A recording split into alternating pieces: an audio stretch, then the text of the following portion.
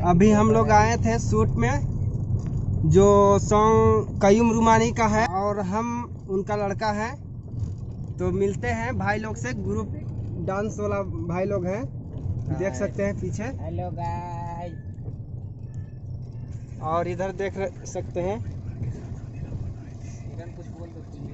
तो थोड़ा गाना हो गया है और थोड़ा बाकी है, तो हम लोग यहाँ से जा रहे हैं।